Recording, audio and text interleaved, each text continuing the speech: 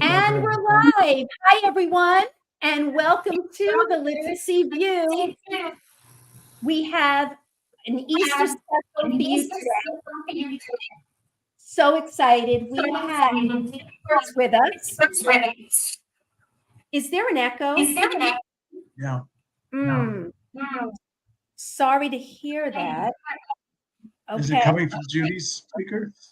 I don't know, because we were talking before and there was no echo. Okay, here, it must be Judy. Yes, she just turned hers off. Okay, so, all right, let's begin. We have experts here. We have Dr. Jan Wasowicz, and we had her on before. Yay, Jan. And we have the special mystery guest with us, Dr. Ken Oppo. Yay! So let me introduce them right now, because they have quite a list of credentials. So we'll start with Jan first. And Dr. Wasowicz has more than 40 years of experience as a language literacy and learning specialist.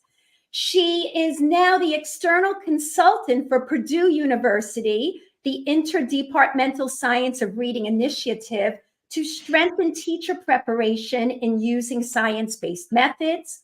She's on the advisory board, the Reading League of Illinois, and she's frequently invited to speak about best practices in literacy assessment and instruction at national, state, and local meetings.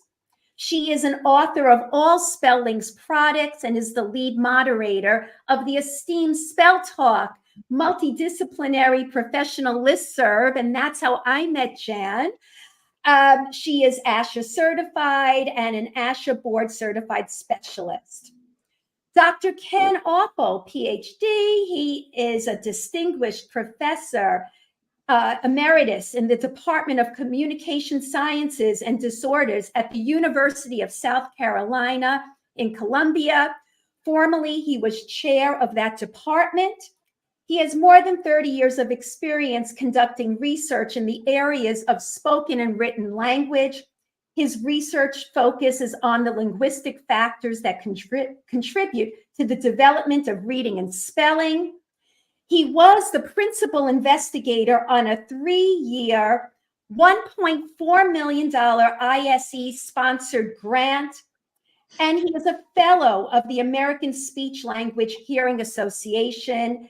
He also received honors of that association, and the list goes on for both of them, and we are going to put all their credentials in the show notes. So thank you both for being here. Obviously, we have experts with us, and we need some truth here. So there was an article written that appeared on the Learning by Design website, authored by Laura McGrath, entitled Articulatory Gestures in Literacy Instruction. And that's going to kind of ground the conversation a bit, as well as some recent occurrences that have been circulating on social media about these mouth pictures on sound walls. And Jan recently posted something that I will have her talk about that just made me laugh, and I shared it everywhere.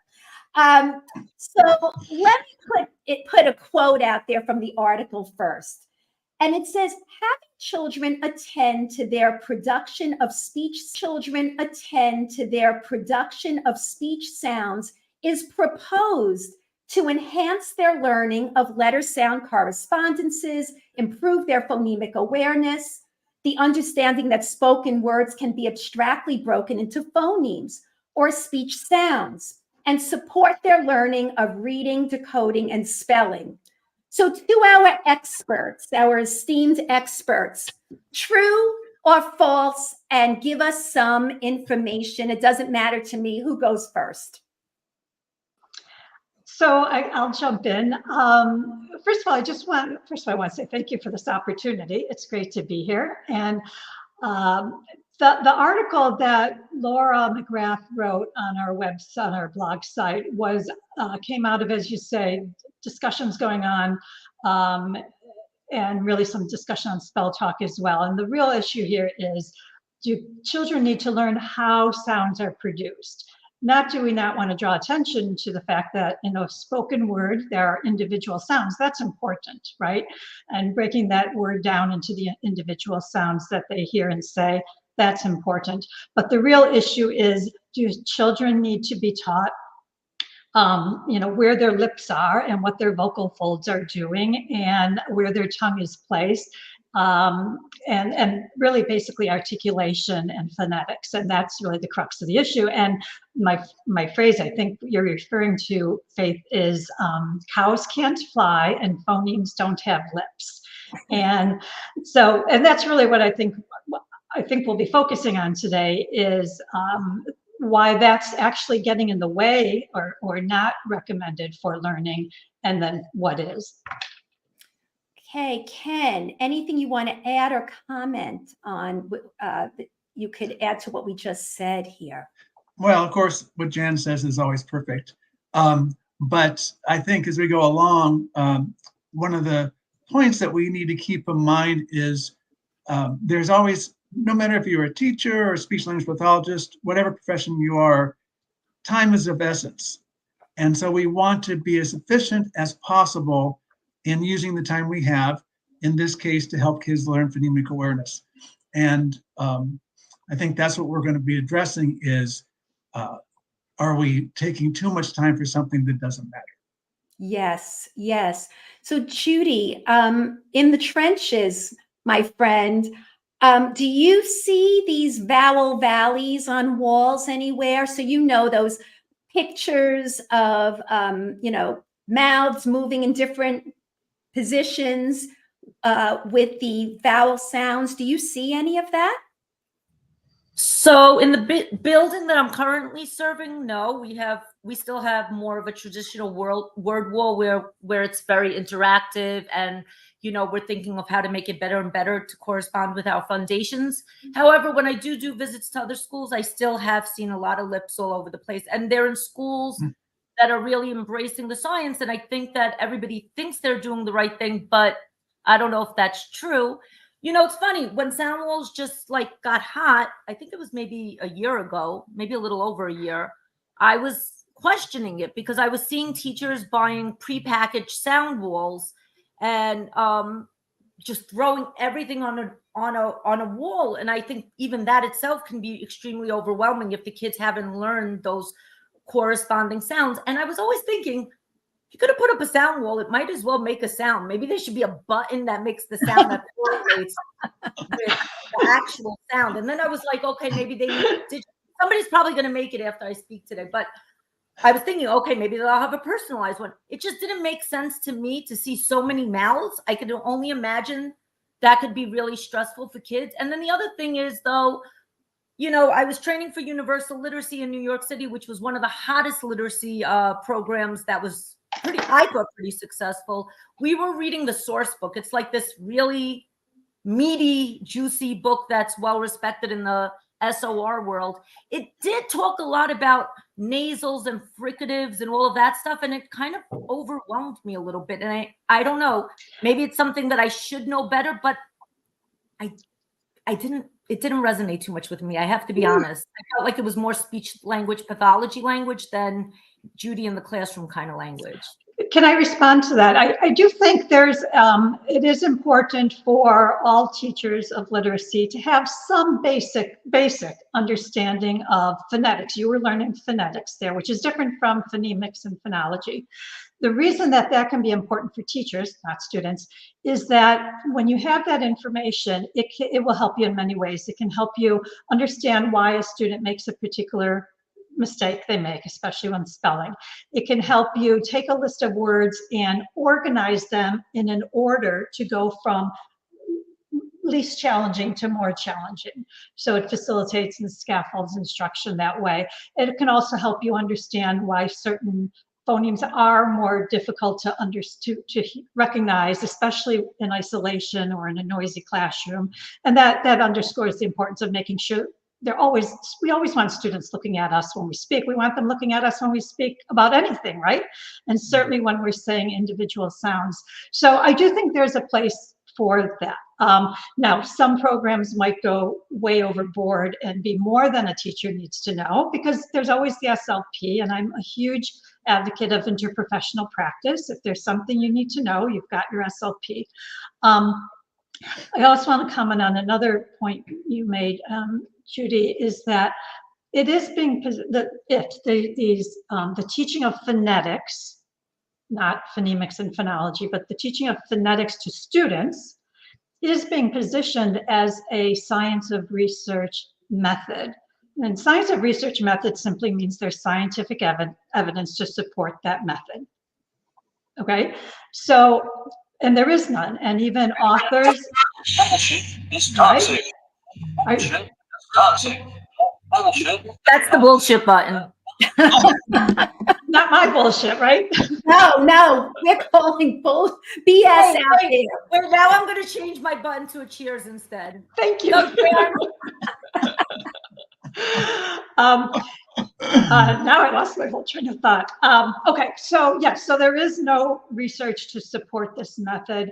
The authors of some of these commercial products and advocates of this approach have acknowledged publicly there is no research. So at the very minimum, we cannot call this a science of research method, and we shouldn't be mandating it, and it is being mandated in places because there is no research. So beyond that, there's lots of reasons why you shouldn't teach it, and we'll get into that some more. But Ken, do you want to talk maybe about some of the research that has been cited? And actually, Laura McGrath does a great review. That's how this all came about. I kept saying on Spell Talk, but where's the research? But where is the research? Because not only does it not make any sense from what we know about speech and language being two different processes and branches of science, actually. Phonetics and phonology are two different branches of science. But not only wasn't it making sense to me, I couldn't find the research. And so that's what led, I did over the Christmas winter break, I did my own review, and Laura was simultaneously working on her review. And bottom line, we couldn't find the research. But there's one study that gets cited, and Ken, maybe you want to talk about that one. Okay. Well, before I do, I'm a big fan of taking notes when people are talking. So if I look down, I'm not checking my phone, by the way, I'm writing notes. But Judy, I thought you made a good point when you said, first of all, you said there's so many mouths. And there are, I mean, the ones I've seen, there are a lot of mouths, and some of them really look the same. And also some of them are so over exaggerated, there's no way we make that kind of articulation movement in speech, okay? And then the other comment, Judy, where you said, you know, learning about fricatives and such, and Jan was pointing out those are phonetics. It is hard because we are not, unless you went through a speech language pathology program, you never took a course in phonetics. And so, and in most programs, that's a whole semester just to learn about phonetics. So it's not something that just comes naturally. So I agree with you. And it can be somewhat challenging just to learn it within 5 minutes, okay? And then Jan also said, you know, where's the research? And some of the literature I've read, they'll say, well, there's no research, but there's anecdotes. And, you know, there's two ways to think about anecdotes. Well, that's great. Somebody in the trenches is saying something, but we all know that if you believe something's going to work, you're going to think it worked. So anecdotal information is not quite what we want. So Jan was talking about the often discussed article by Boyer and Airy in 2011, where they had two groups of kids that they were trying to teach phonemic awareness to, and one set got kind of the normal kind of approach, and the other set got mouth pictures like you see on the wall, because they grouped them so sounds that are produced pretty much the same place were all one card. Okay, so there might be 4 sounds associated with one, whatever, picture. I didn't mean that. Someone get a picture of that, yeah. I didn't mean it in a bad way. But anyway, so yeah, a couple of things to know about that. They purposely chose words to practice, which were what you can call transparent. They were easily identifiable, according to us, phonemes. So, vowel and consonant, consonant, vowel, but none where they ran together. So Jan and Iris are talking about the word stop, and the S and T run together. And so a lot of times we don't hear the T, we don't say stop, we hear stop. Okay. So they had those, which is fine, so what they found out is the group that was, I'll say, the non-mouth group actually learned the phonemic awareness better or faster, I should say, faster than the ones that got the mouth pictures. Okay. Interesting. Wow. Yeah. So which is really neat because you want to. That's the efficiency of time bit. What's going to get me the most bang for my buck, right? And so I'm looking at my notes so I don't forget to say what I want to say. So when they equated them on time spent, then the two groups did not differ in non-word reading and spelling.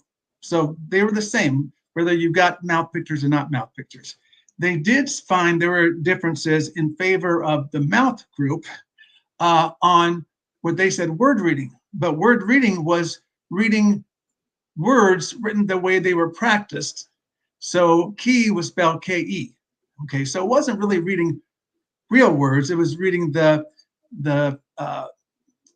way that they showed the kids in the study. So, and to me, one of the most interesting points of that article, so I applaud them for trying to do some research in this, by the way. I'm not putting them down because that's what we need.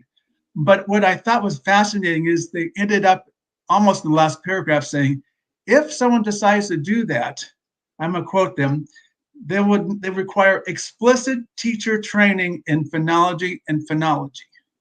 Phonology and phonology? Phonology and, phonology and orthography. I'm sorry. Okay. Phonology and orthography. And so it's not, they were acknowledging you don't just put up mouth pictures and assume everything's going to be hunky-dory. Mm-hmm.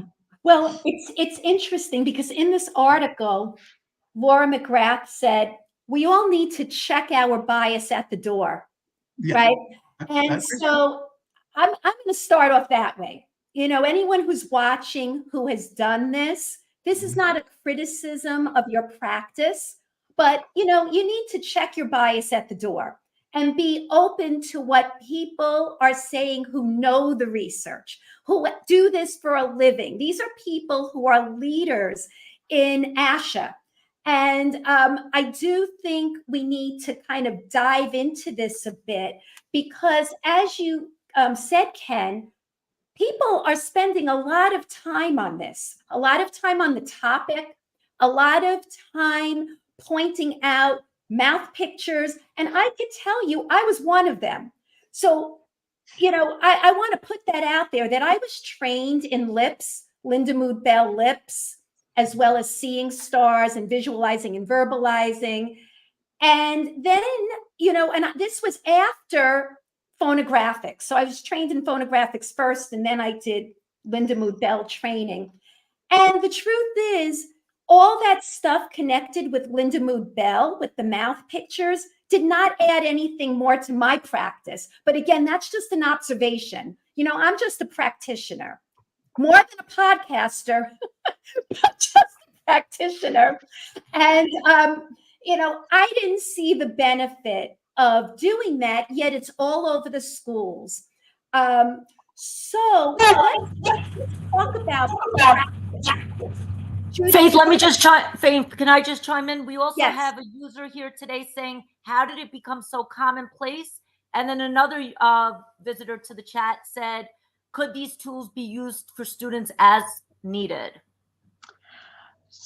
Well, on the commonplace thing, I don't know, other than it looks fun, right? And teachers anyone likes colorful, fun-looking stuff, although I'm not so sure mouths look fun to me. I don't know. Things spread on social media. People are getting a lot of information that's not vetted, and honestly, I don't know. Good marketing, perhaps, by some of the commercial products, and just wrong information that has spread like wildfire. So there's that. And then what was the second question about? use as Can you needed. use it as needed? And where did they originate? Yeah, I don't know where they originated, but as needed. Well, that's an important thing to talk about, because I think both Ken and I already said, not only is there no research for teaching this to kids, it goes against what we know about phonemic awareness and phonology. So the short answer to that question would be no, not even as needed, because there really wouldn't be an as needed basis that I can think of. And more specifically, again, those are teaching phonetics. Teaching kids about voicing and lips and tongue placement is phonetics. And we know they need phonemes and phonology. And even though those words start with F-P-H-O-N, they're not the same. They're two different branches of science. It would be like apples and oranges. And we know the kids need oranges to be able to read and spell, yet we're teaching them apples. So no, there's no theoretical sense. There's no empirical support, research support, and there's no theoretical sense. And a lot of other reasons like cognitive load and other things why we wouldn't want to do that. So I would say no. And here's one example. Let's say, when students are learning about in the mouth approach, I'll just call it the mouth approach, they're learning that the sound that goes, like at the beginning of pan, I cook my stuff in a pan. They're learning that they they don't move their vocal folds and they make a puff of air. Okay, well, phonetically that's true sometimes, because when you say that phoneme, though, depending on where it is in a word, what phonotactic context, let's just say where it is in a word, it's either going to be p, or it's going to be b, or it's going to be.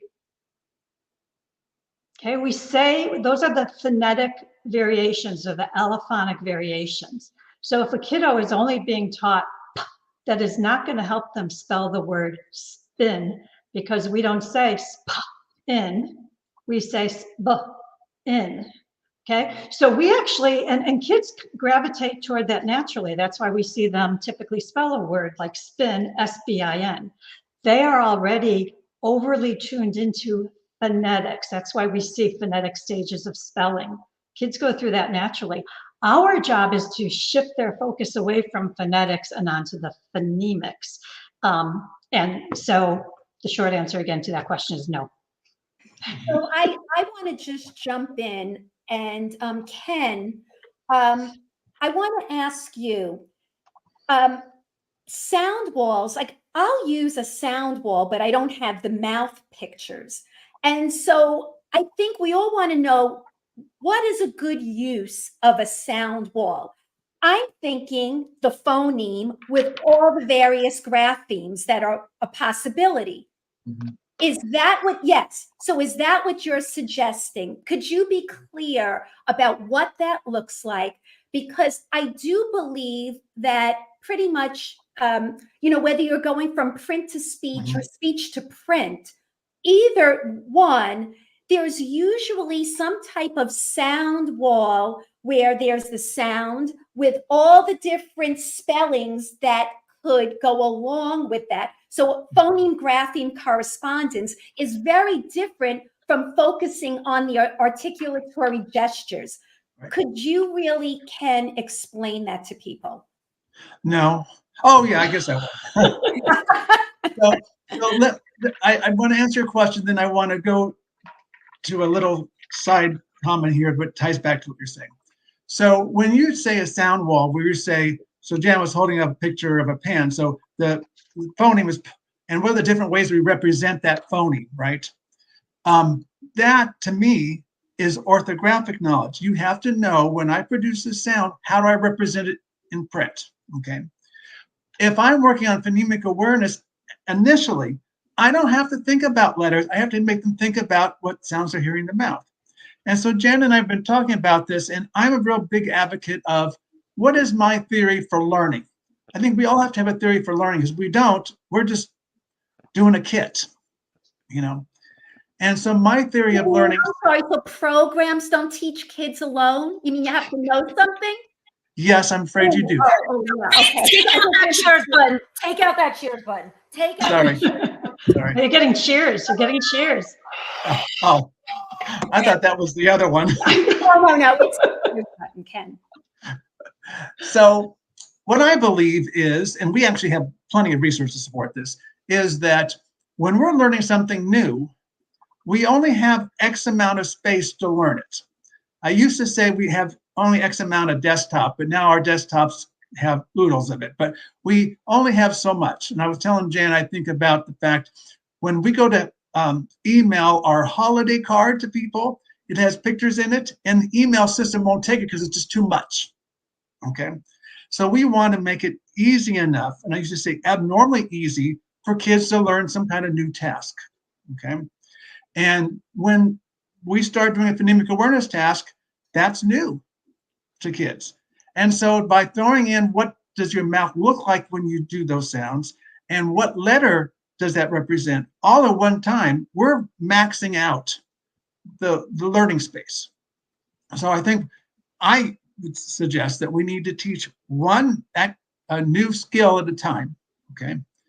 And if we can relate it to something old that they already know, it's going to be easier to learn, okay?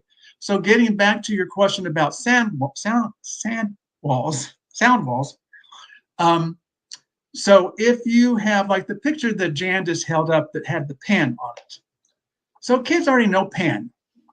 I assume most kids know what a pen is. And so what that does, it provides an anchor to help them be thinking about, okay, so if I don't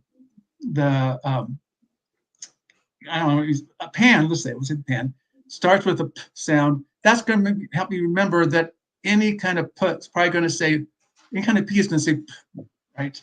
And I'm being very careful because it doesn't say p, it says p, which I don't know if you got spit on your screen, but anything like that. So, but the point is that if I want to teach phonemic awareness, I should be only doing that, not throwing in, making you think about now, where are those sounds made? Or even at this point, if it's brand new, how does that sound look like on paper? Once the kids got this idea of thinking about these sounds coming out of my mouth and identifying, we used to use what's called sound strings, but like Jan said, it could be something, a block you manipulate, whatever.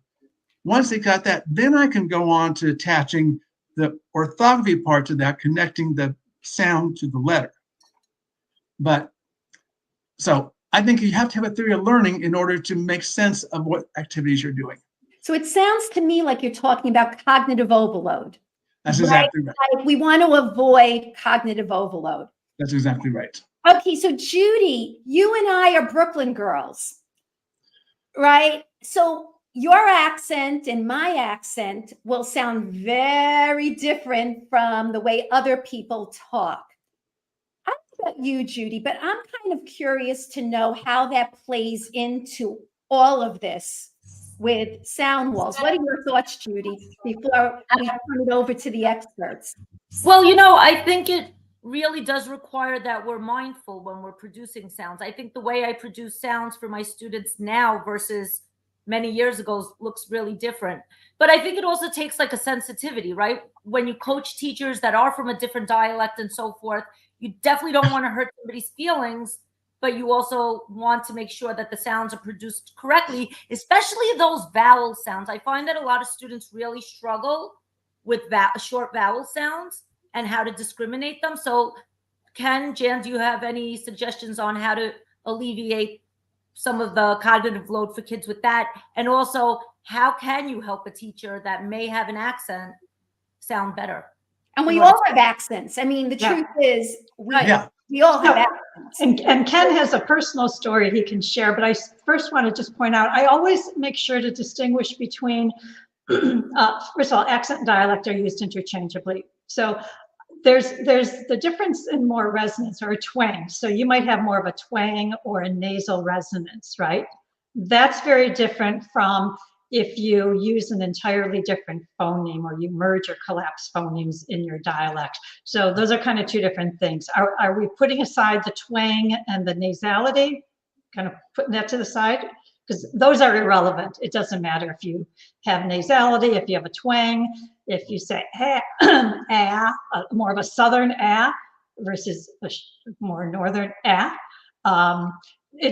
doesn't matter. What does matter is the phonemic inventory or the set of phonemes in your phoneme inventory. And Ken, again, has a personal experience because he has merged phonemes in his dialect.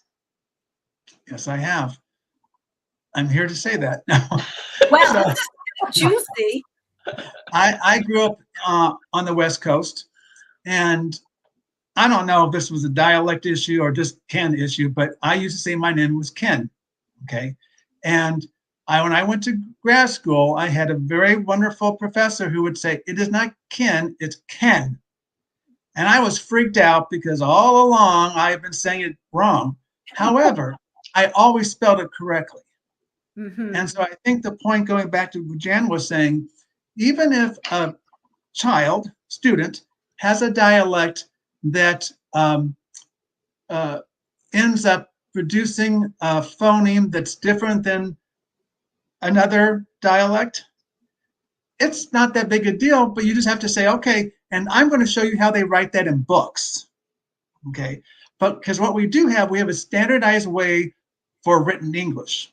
Mm-hmm. We do not have a standardized ways for oral English. There's just dialects out the yin yang, right? And so if I watched this show called Maine Cabin Masters, and people are from Maine, and they don't have their final R's. Mm-hmm. But I am sure when they write something that has a final sound, they put the R there because they learned that even though I say it this way, this is how I have to represent it in print. Okay, so I don't have to correct that Maine student's way of producing something. I just have to make sure that she knows when she hears that this is how you represent it in books. Yeah. So even if you say, forget about it, we know that they are separate words. Forget about it. Even when you're from Brooklyn. Okay. Yeah. So I have a thought here. As I'm looking at Laura's article, she said practice must be based on more than theory. Practice must be based on more than theory. Judy, we're getting feedback, I think, on your end again. Yeah. Thank Yeah. you. Yes. Yeah. So say it one more time, Faith. Sorry. Practice must be based on more than theory. That's what was in the article. Practice must be based on more than theory. And I think what it says in the article is we should understand the details of these studies in order to draw conclusions about the practical implications. That's what we're here today about, practical implications. Anybody who wants to see all the research, we're going to post the Laura McGrath article so they could dig in, so they know that we're not just talking about opinions here. But let's talk about the practical implications for all this. Ken, you mentioned one as far as your name is spelled Ken, but sometimes people might say it as kin. You know, it really depends that et and it are so close together. So I guess my question, as far as practicality goes, as a practitioner, I will point out to kids if they have difficulty, let's say, recognizing so imagine like, between their tongue coming out and not coming out, which they'll spell words like bathtub, right, instead of bathtub. Could you give us some hints about how teachers and parents could help kids who might be confusing those different sounds without getting into mouth pictures, but still correcting some of these problems that interfere with spelling? I'm starting off and then Jan's going. Yeah, she asked you, Ken, but I asked both of you. Oh, okay. Okay. Both of Okay. you. No, I didn't just say Ken. I'm asking both. Oh, okay. No, sorry about that. I should clear that. I just threw it out there. So go ahead, Ken, please. Well, I'm just going to say, I'll just say a couple points and then turn over to Jan. I think that as a whole, we as SLPs, as teachers, as educational professionals, have to know that a dialect is not wrong, okay? And so that, if you have the students, let's say, who says with, making the F sound for with, okay? That might be part of that student's dialect. There isn't anything to suggest that that student can't hear the difference. So, unless you've done some kind of testing, there are folks who have a specific dialect, Southern, Northern, whatever, who say certain sounds differently than what might be called general American English, even though there really isn't one. But they can still watch TV or hear the teacher talk and know exactly what the teacher's saying. Mm-hmm. Okay, so it's a production issue many times. And then the question is, are we supposed to be correcting the dialect, or are we supposed to be helping the kids learn how many sounds in a word, how to represent the sounds, and in certain cases, the letters that represent the sounds. Okay, so I think we have to separate oral versus written language, Jan. And actually and I don't know, Faith, if you were asking specifically about dialect substitutions or I know you work with a lot of kids, I think, who have speech language or articulation disorder. Okay. So I don't know, but I'm going to stay with trying to clear up misconceptions here. Yeah. That's what I'm trying to do. And these questions come up in my work going into schools, and I want to make sure I'm giving the right answers. And while Judy and I have the experts here, that's what we're trying to do. Yep. That's the way. So I'm going to start with talking about dialect to pick up on what Ken just said, but I do want to talk also about children with speech sound disorder who are making substitutions. So yes, we don't, our job is not to change anyone's dialect at all. And so, and the example of the F as in fan substitution for TH as in 3, that's actually a very good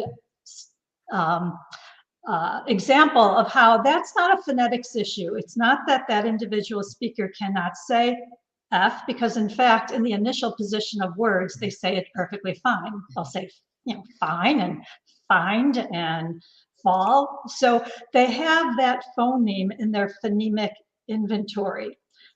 And they have a phonological rule that at the end of a word and in the middle and end of a word, they substitute the TH for the F. That's their dialect, that's their language, that's their rule system. We don't need to change that. We simply said we simply need to do as Ken said, let them say it how they say it. We'll say it how we say it. Mm-hmm. And we will model how it's spelled in books, right? The standard way of printed language. So that's more to the dialect issue, but I want to say something too about speech sound disorder. First of all, if a child has speech sound disorder of any type, they should be working directly under the supervision of a speech language pathologist.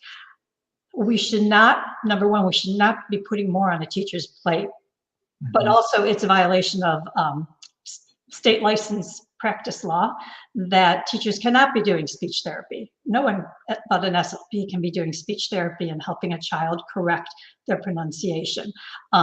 It's very complex. There are many different types of speech sound disorders and reasons why students substitute sounds. And again, that needs to be under the professional practice of an SLP. But I want to point out a story of just because a student isn't, to our ears, just because a student isn't saying the sound correctly, doesn't mean they're not hearing it, as Ken already said in the case of the dialect speaker. It also doesn't mean they're not producing it. And here's a great example that we all learned about in graduate school.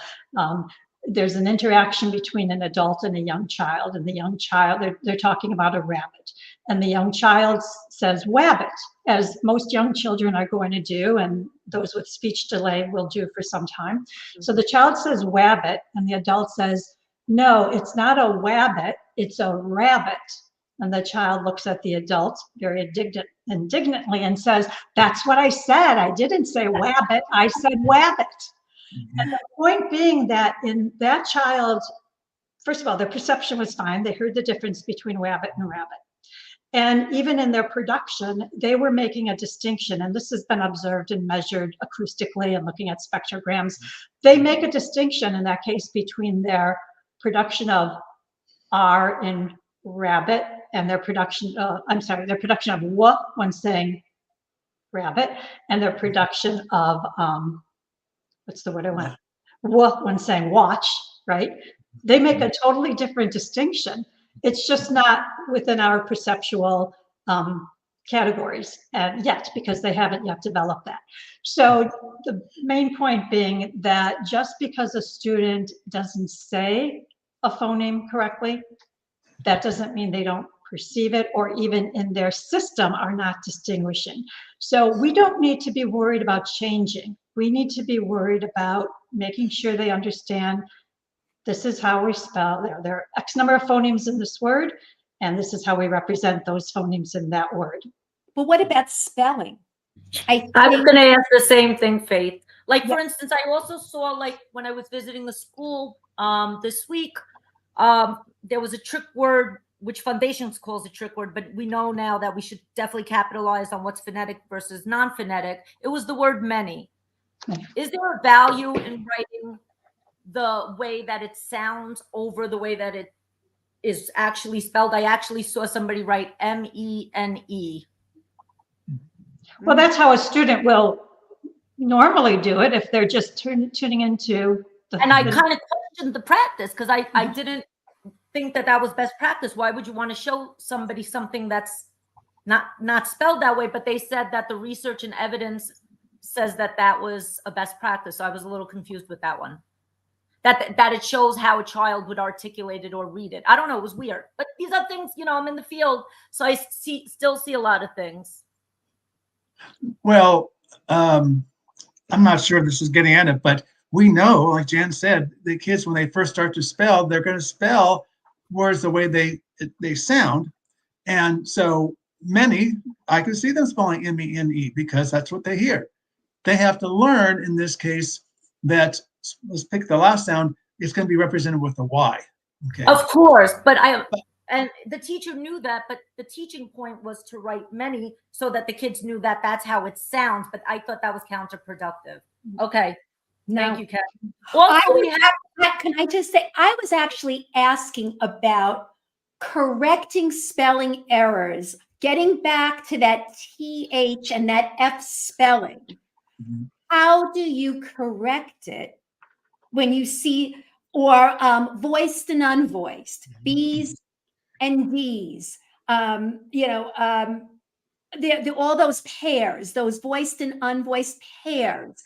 And you see this in spelling all the time. So let's talk about working on the spelling portion. How would you correct that? Either one, I don't care who answers me. I thought we were talking about spelling, so everything I just said would apply. No, I meant what Judy mentioned, putting the spelling of the, like, many. That's a different type of word than what I'm saying. So in other words, I'm talking about not that they are just listening to the sounds and spelling it the way they think. I'm talking about really confusing the spelling between like an F and a TH, or a B with a P, because of voiced and unvoiced. That's okay. Yeah, so that's so I'm going to take that B and P example. Spin, as I said earlier, phonetically, when we say spin, I spin the ball, it does sound a whole lot like a B, like in ball, right? It doesn't make sense phonetically to focus on trying to help anyone hear that or be aware of that difference, because we're talking on the order of 5 to 10 milliseconds. And no one can model a 5 to 10 millisecond difference. And a child is not going to be able to tune into that. So rather than doing that, which is counterproductive and putting a whole lot more on that desk and cognitive overload, we simply, if the child spelled it S-B-I-N, I might just say, you know what, it sounds a lot like but let me show you how we spell that combination of sounds. Sp-in, and they learn that that combination of sounds is represented SP. Yeah. End of story. There's no vocal cords vibrating, talking about that. And as another example. Guilty is charged. Guilty is charged. So right there, I want to put that out there, that a lot of times I don't use the mouth pictures or the vowel valley stuff, but I would bring attention and say, oh, like I feel the vibration with a b, with a p. I don't feel it. And maybe I was getting results because of other things I was doing, maybe not because of that practice, because I'm combining it with other evidence-based practices. And I assume that that was helping in some way. So again, we're not perfect here. We're all trying to learn and figure this out. But, I'm trying to also think what people out there might be thinking as well. Because we have teachers off today, and we want to make sure that they're getting the most out of this. Judy, do you have any other questions for our experts? So let me be clear, or let me understand clearly. So is there a value if I want, like if we're learning the different sounds of OW, like is there a value of showing in print those kind of words on our word walls or sound walls? So you're saying ow, and is there a value of having the printed representation? Now. Yeah, absolutely. Well, depending on what you're going to be asking them to do at some point. First of all, you might just want them to recognize ow as a phoneme, not to your sounds. And phonetically, your mouth is moving, right? Ow. So a lot of times kids are, again, overly tuned into the phonetics, ow, and they want to segment it, ow. So anyhow, initially you just want them to recognize that as a single phoneme, ow. And so, but yes, at some point when appropriate, when you're going to be introducing the graphemic representations, then absolutely put up the allowable. We call them allowable spellings. Put up the allowables. Okay. And what about word walls? I know that that's not the topic. Is there any, or maybe we'll talk about it another day, is there research to support or evidence to support word walls? Ken, you want to first throw something in there? Well, no, my comment went back to your spin example. I'll come back to the word wall, Judy. Hang on, but go ahead. Yeah. So what Jen was saying is that when the kid spells SB for spin, she's going to say, yeah, you're hearing that, but this is how we represent in print. Also, kids, as part of doing that, you're also helping kids know we don't have words that start with SBs. We don't. And so even though you hear that, it has to be done this way, right? So there are certain letter combinations that just do not happen in our language. And yet phonetically, it might sound like they're happening, but by doing that, you're also saying it's not going to be that way. This is how we represent it. So you don't need to do anything articulatory because you're just saying, when you hear it, this is what it sounds like, but it's represented this way, bingo, bango. Yeah, interesting. I also have kids who will add in a sound, like let's say it's the AY spelling, and because they see a Y, they think it's A, or if it's an OW, they'll say ow, ow, and they're adding in these extra sounds. So it's all very interesting, but I think from what I'm getting from this is there's no sense in wasting time with these mouth picture walls. That's not really the focus, but putting up phoneme grapheme to your sound has to, yeah, that's where the echo is. I think, I think putting up the phoneme grapheme correspondences and bringing attention to different spelling options, as well as a spelling with multiple sound options, has value if you're using it that way. Is that correct? Yeah, I would agree with that, absolutely. And going to your example of kids saying ow, and we see that a lot. The first thing I would be doing before going to phoneme graphing mapping is making sure the kids are saying the individual phoneme sounds correctly. And by correctly, we don't mean accent or dialect or anything like that. We simply mean don't go putting those schwas in there, right? So we would first just have a phoneme representation. And by the way, when I held up pan before, Judy, you weren't sure if kids might know pan. If they don't know pan, put up whatever is familiar to them. But you would have a keyword for the phoneme, ow, and then you would make sure they're saying ow and not ow. Okay, and recognizing that's a single phoneme. Yeah, my mouth is moving, ow, but it's ow, one phoneme. And then absolutely, then bring in the allowable spellings as appropriate for the child. They wouldn't necessarily need to be learning all of these at once, but certainly having them up there. The other thing I wanted, and Judy, I'm not going to forget about your word wall question. The other thing I wanted to say, Faith, going back to, this focusing on the voicing and all, and we've all learned and we've all, know better, do better. And I'm in that same category, so I get it. But another example I oftentimes see people doing with these mouth lip walls is, the student who spells the word has, like he has the ball, as, and they spell it AZ at the end, right? Because it sounds like, and they start to talk about, is that a good example? That might not be the right example. As. No, I'm sorry, that's probably not the best example, but my point was going to be that a lot of the cues to any one phoneme, so if you're cueing them in on the voicing or anything else, a lot of the cues to that phoneme are actually not in that phoneme, they're in the preceding phoneme. Mm-hmm. So, whether a consonant is voiced or voiced at the end of a syllable, a lot of the information to the brain about whether it's voiced or voiceless is in the preceding vowel. So if you're trying to focus on d and t, it won't help because that's all in the preceding vowel. And that's why the brain, and we need to be presenting words in, presenting phonemes in words.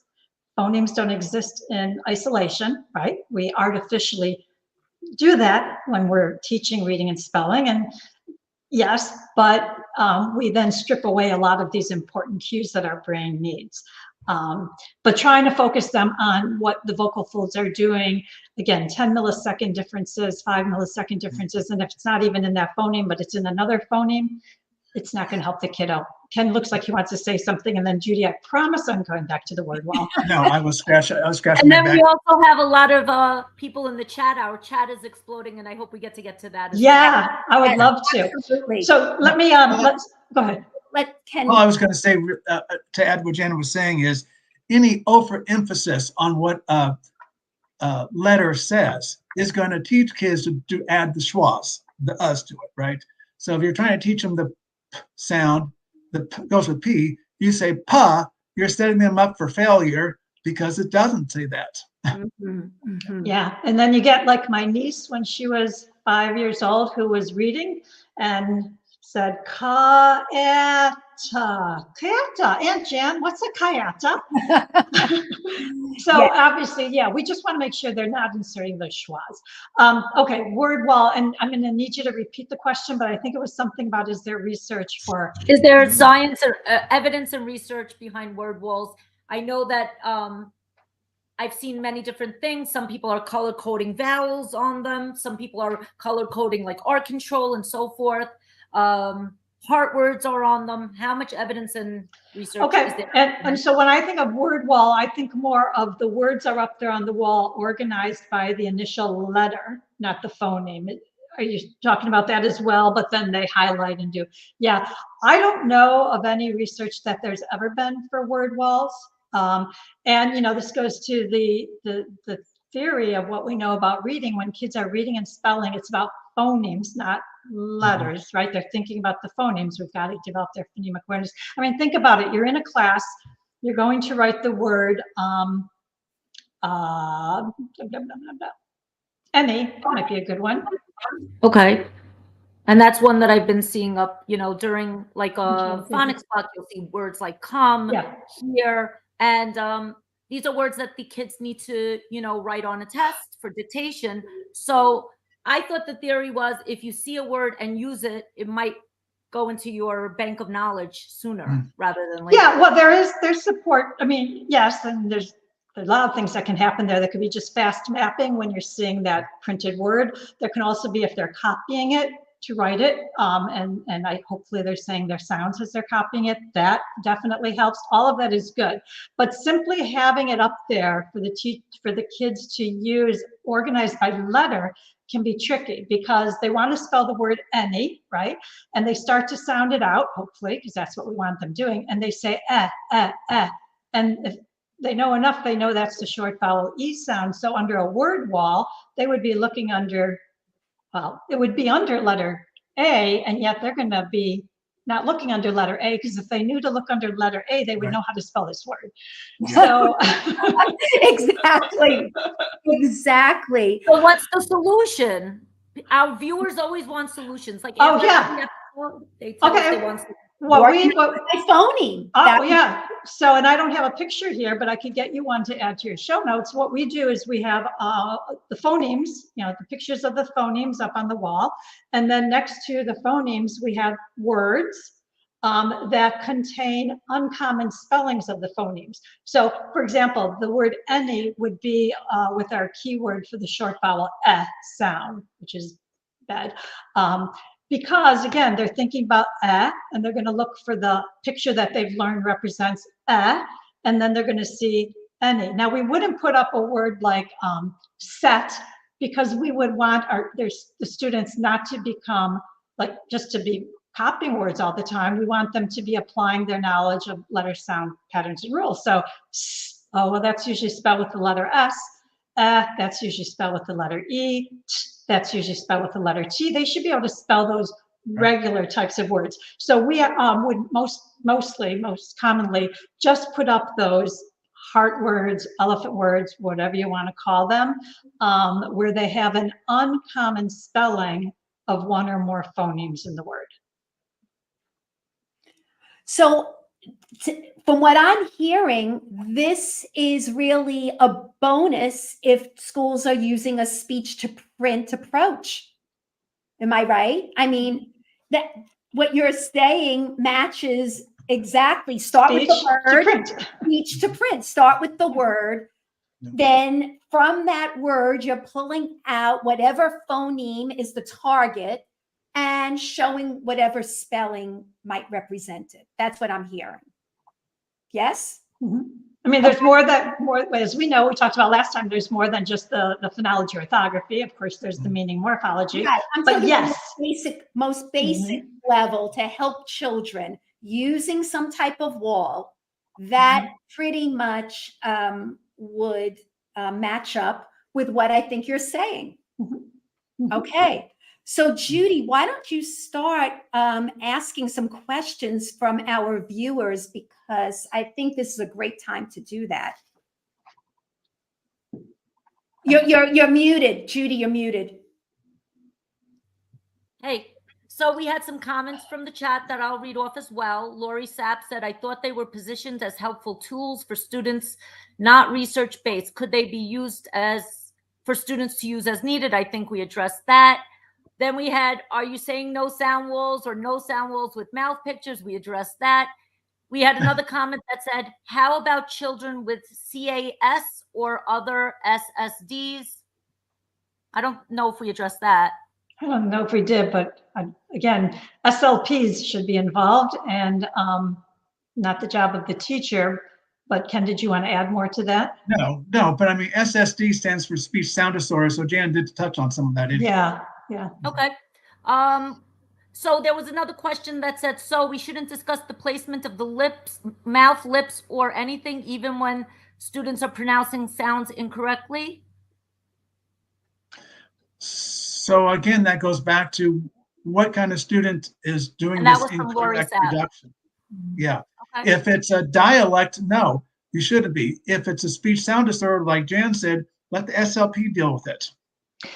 And the other scenario might be a student speaking standardized English, normal artic, yada, yada, and you might say the word, or you might say ing, you're helping them learn about the ing phoneme, right? And we have a picture of a ring. I'm not gonna be able to find it that quickly, but they might not perceive it right away. They might say, right?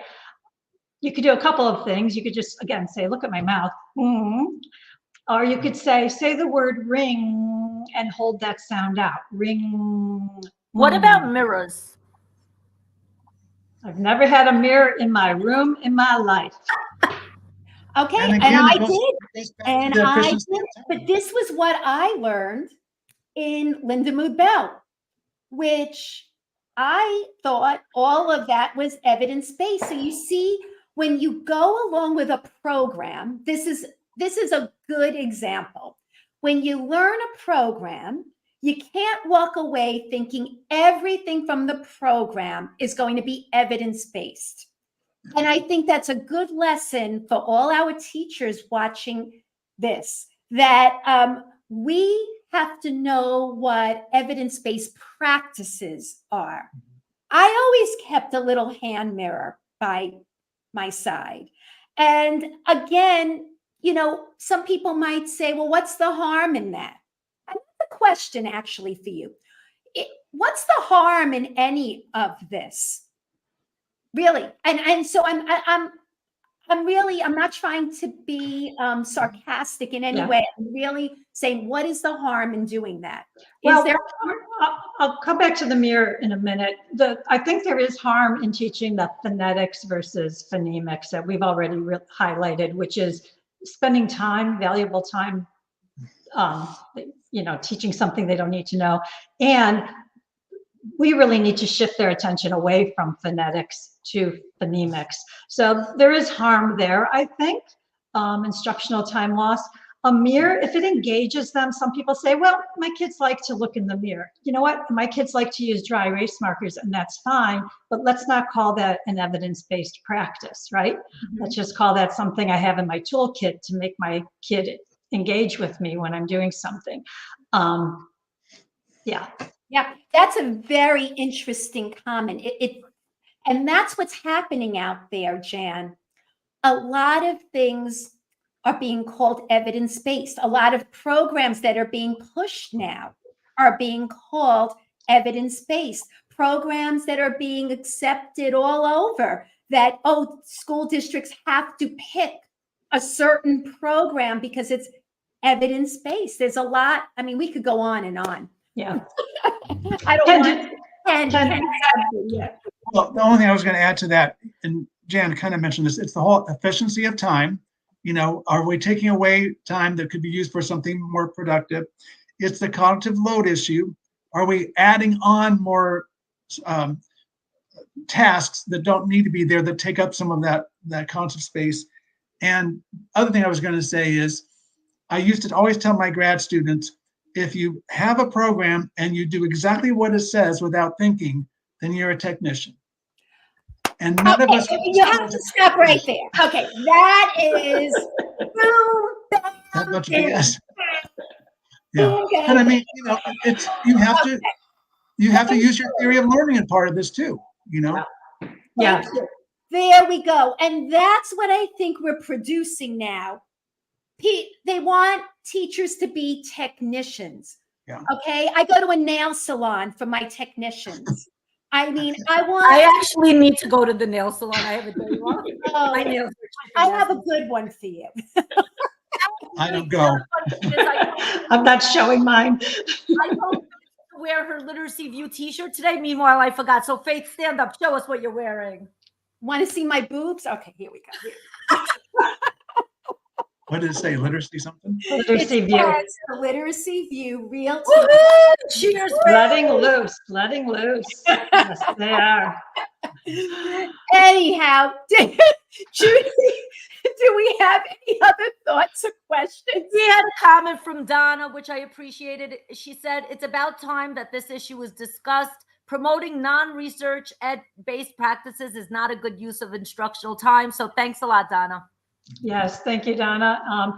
Yeah, and it's a lot of time for the teachers to get up to speed that much to learn. You know, again, they need some basic knowledge about phonetics, but to get up to speed, to be able to teach this to students who don't need to know it at all, it is such a waste of time. It is.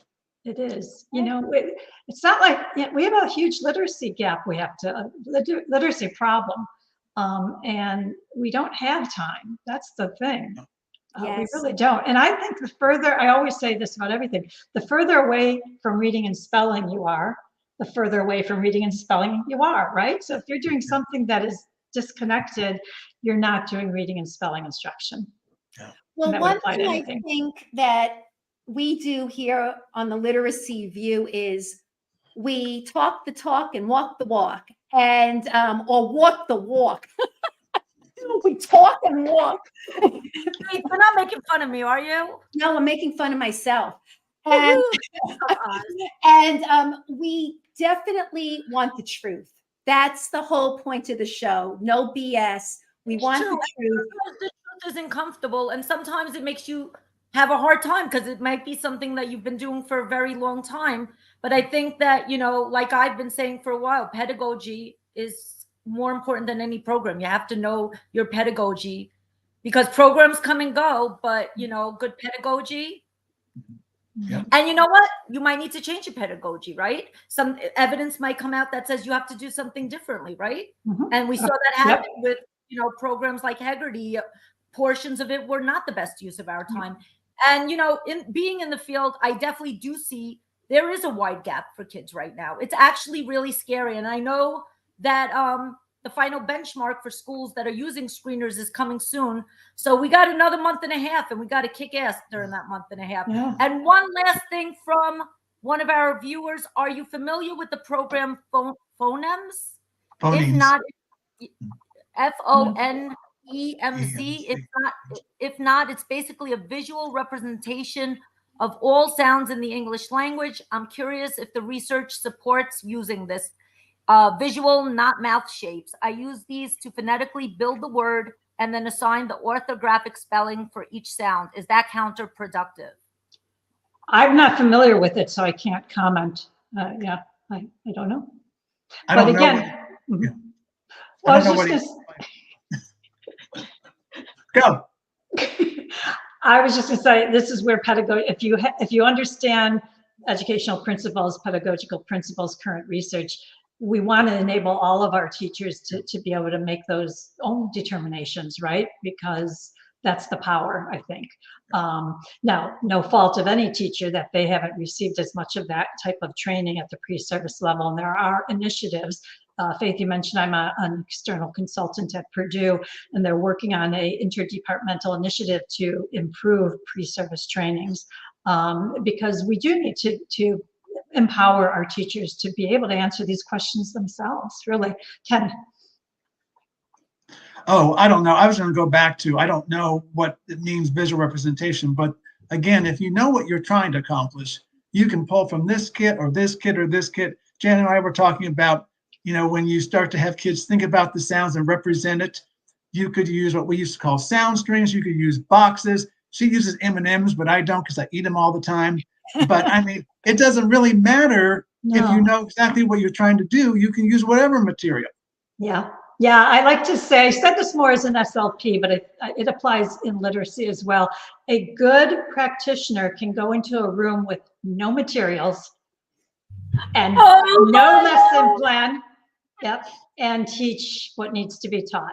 Yeah. 100%. And I've said this before, I could teach a kid to read with a piece of chalk. Mm-hmm. That's it. And I've done it. So cheers to you. Yeah. Now it takes a while to get there, but when you're there, that's the sign. Yep. Yeah. Definitely.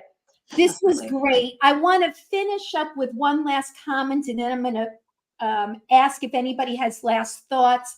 But from the article, from Laura McGrath's article, it says, this is an important moment that we really can't afford to mess up. We should aim to be sure that our implementation of best practices is not inadvertently derailed by promoting elements that are needlessly burdensome and distract from higher impact instruction and interventions. And that's my last thought. Cheers to both of you. This was unbelievable. Judy, any last thoughts, questions that we missed? None, except why am I not seeing my mom on Facebook watching me? I think this is the first time I don't have my mom. Anyway, definitely, follow follow us on Facebook, our group. We have a new website where you can find all of our social media. It's called theliteracyview.com. And Jan, Ken, you were so fun. I can't believe how fun researchers are, especially you two. You made me laugh. You made me smile. This was the best part of my day. Yeah, Ken's something else. Yeah, really fun people. I feel so honored. Faith and I feel so honored to have people who speak about the evidence and bring it to life. It's just such a different world. Like these articles, sometimes, before they were just there and somebody glanced at it, but now we're bringing, this to life. And I hope that it helps a lot of people in the field. I love when Judy said that. She said this once before about bringing the articles to life. And we are really proud that our podcast really was the first one to do that, to take articles and really flesh them out, hopefully in very easy to understand ways. So we thank both of you. Did we miss anything that you want to add? Nothing to add. I like to close with quoting Pam Snow. I just saw an article she published. It was published a couple of years ago, but I just thought, language is literacy is language. So if we're teaching literacy, if we're teaching reading and writing, we need to be teaching language. Phonetics is not language. It's a whole another branch of science. Love it. Love it. Thank you again. Ken, really, we really appreciate both of you being here. Thank you so much. All right, everyone, enjoy your holiday and happy Easter to all of you out there who celebrate. And we will catch you next time. And this wraps up March Madness. Okay. Thank you. All right. Bye-bye. Bye.